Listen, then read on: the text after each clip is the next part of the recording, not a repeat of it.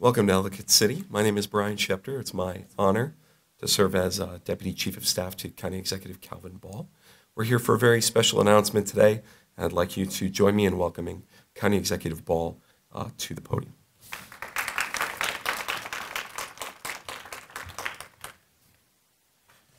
Thank you so much, Brian. It is so good to be here with you today. Good afternoon and welcome to the George Howard Building right here in beautiful Ellicott City, the seat of Howard County government. Upon its founding in 1851, Howard County became the 21st county in this great state of Maryland. For much of the last 2 centuries, this land has been home to agriculture and milling operations that gave rise to great towns like Clarksville, Elkridge, Ellicott City, Lisbon, and Savage. Howard County has been the home of many firsts in our nation. In 1831, the first train terminal in the United States was constructed right here in Ellicott City on the B&O line. The Patapsco Female Institute, also in Ellicott City, was among the first in America to provide formal education and academic instruction to women. And fast forward more than 100 years to 1967, which marked the opening of Columbia, America's first modern master-planned city. This reimagined town would go on to catalyze decades of growth and transformation in Howard County. In November of 1968, nearly 120 years since Howard County's founding, and as a result of a voter referendum, we became a charter county with an elected county council and executive to represent and serve our residents. Earlier that same year, Howard County embarked on a process to select a county flag. The Central Maryland News conducted a contest from which they received 40 submissions. This winning entry was Gene O'Hannon's and described as a red and white design which incorporates part of the American flag, of the Maryland flag rather, namely the arms of the Crossland family. The design also featured a sheaf of wheat in gold symbolizing the agricultural heritage of Howard County, as well as a green outline of the county set in a triangle of gold symbolizing the unique position of Howard County in the future development of the eastern seaboard. The Howard County flag we know today was first raised on September 19th, 1968. The Howard County flag is one of the few official symbols that reflect our government and our community, as well as our each individual aspirations and goals. It should inspire us and be recognizable to all. And after 56 years, the time has come to update and modernize Howard County's flag design to align it with our realities and present values. That's why I'm announcing the creation of the Howard County Flag Commission today. This 19-member body reflects a cross-section of voices, lived experiences around our great county, and this includes historians, researchers, economic and cultural leaders, as well as residents from each of Howard County's councilmanic districts. Our process will invite the public to reimagine the central symbol and produce recommendations for a design that inspires present and future county generations. The commission will be chaired by Colleen West, Executive Director of the Howard County Arts Council. Colleen's depth of experience in the visual arts, public contest, and management will be invaluable. Thank you, Colleen.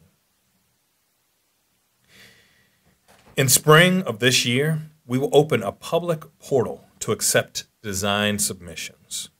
In the fall of 2024, the commission will narrow these submissions to as many as 10 for public vote. From among the top 5 highest vote getters, the commission will then recommend 3 finalists in the winter of 2025. I encourage the public to follow along and get involved.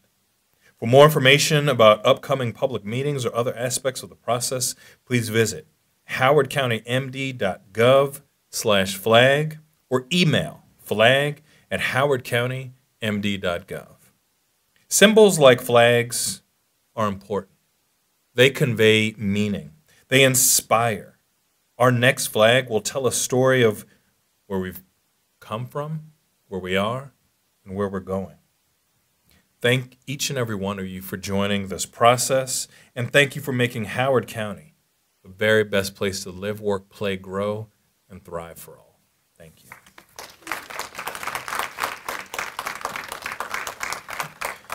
And now on to my second task, is to sign the executive order.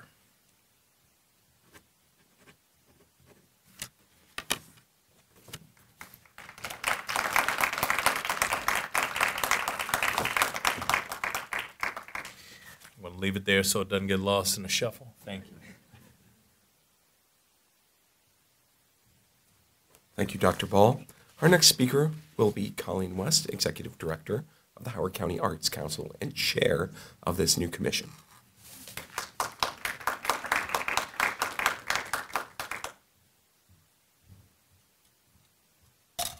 Hi, I am honored to serve as chair of the Howard County Flag Commission and excited to engage the community and tap into their creative talents to design a new flag.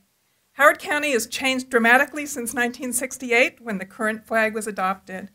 I look forward to working with this exceptional group of community leaders on the commission to present a new flag design that will reflect Howard County's diversity, values, and unique position in the state, and that will serve as a model. It will serve as a symbol of civic and community pride for generations to come. I would also like to take this opportunity to give a shout out to County Executive Ball for his steadfast support of the arts, not only through record funding, but for constantly looking for ways to uplift and recognize the arts through his office with initiatives such as Black Fine Arts Month, the art studios at Long Reach Village Center, the Howard County Poet Laureate and Youth Poet Laureate programs, and the new Center for Arts, Culture, and History at the old courthouse site. It is leadership like Dr. Ball's, in partnership with the County Council, and we have several members here today, that make our community the envy of its neighbors. So thank you very much. I look forward to working with you all on this really great project.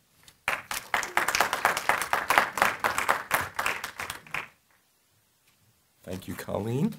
Our next speaker will be Council Chair Deb Young.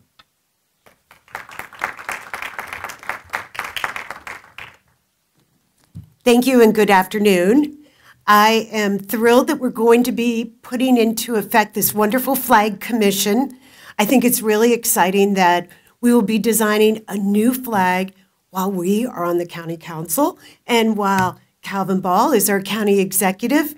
I totally agree with everything he said about bringing us into 2024 and creating, or the 2020s, I guess, and creating a flag that will symbolize all that we are today in Howard County. I have to admit, I got ahead of the curve and I designed my own flag already. And I know that it's not going to win because as the representative of Columbia, 5 of the 10 villages, I did put the people tree in the middle, and my staff said, no, that's not going to work. But I know that there are going to be many of us who are going to be thinking about what can we put on our flag that will really symbolize who we are today. And hopefully you won't have people laugh at you like they did at my design. And I do want to recognize today that we also have our vice chair with us, Liz Walsh, and County Council member Opal Jones is also here in the back. And I know that they're here because they are supporting this effort as well, just like we do here on the County Council. I am really looking forward to seeing these designs. So, Colleen, I hope that as they come in, you will share them with us. I think this is a really exciting initiative, and thank you very much for putting this together, County Executive.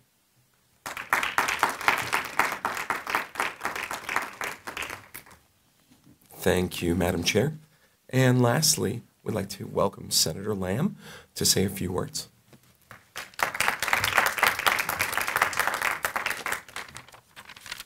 Great. Good afternoon, everyone. It's a real pleasure and honor to be here to represent the Howard County delegation on this really important endeavor. I want to acknowledge and thank County Executive Calvin Ball for his leadership on this important issue, as well as Colleen West, who wears many hats. And I'm sure we'll wear this one quite as well as with so many other endeavors she has. And so I've not created a draft flag, unlike Councilperson Young. I will leave that up to folks that are more creative than myself. But I want to say that recognizing our past while acknowledging the times have changed and that that history is always clear in hindsight is not always easy. Oftentimes this can generate challenging discussions, but important ones, and as well as heart-to-heart reckoning.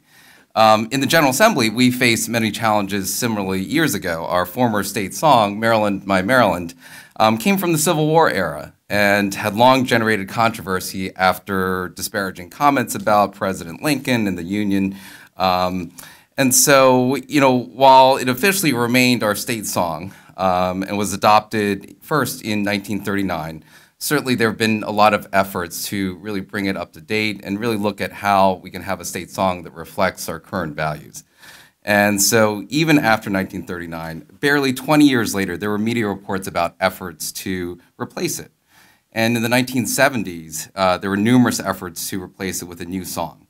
When that became too fraught and controversial, we finally acted as a legislature to simply repeal it in 2021, some 82 years after it was first passed. And so now, officially, the state has no state song. That said, fortunately here in Howard County, we are quicker to act to ensure that our flag represents our current values without having to go through such a prolonged, arduous process. Symbols of our state and local government, like flags and logos and colors and even songs, are intended to be immutable emblems of our identity, but they still carry meaning, as the county executive pointed out, and they should reflect those that are present and live in these localities and also provide hope and inspiration into the future. Howard County has become significantly more diverse over the last 50 years, and that is important for all residents to see themselves represented in our county flag. And that's why I appreciate County Executive Ball's plan to convene a diverse and public process to develop a new flag that will last for the next 50 years and beyond.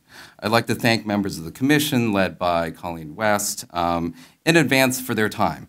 In this charged environment where society has become more tribal by nature, you face a challenging task, but one that I know that you will be thoughtful and considerate and reflective about the people that we all serve here in Howard County, and one that I know through your efforts can represent our county with the respect and dignity of all of those here in the county.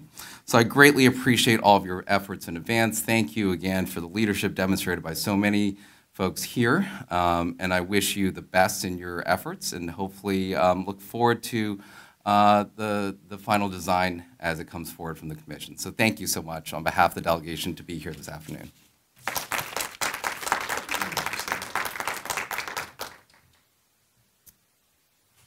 Thank you all again. If you could, very quickly, the members of the commission, could you raise your hands just so we can see you all? Thank you, thank you, thank you for being here. I'd also like to recognize James Lamont from our public school system for being here. Thank you very much. And Angela Braid as well for being here. Thank you. Thank you, Angela. And of course, our council members who are here to support us. Thank you again to all of you. I would like to close our program now, and we are going to ask all of our commissioners to come join us up front, in front of the dais behind us, and we're going to get a picture with the county executive in this group. So thank you all.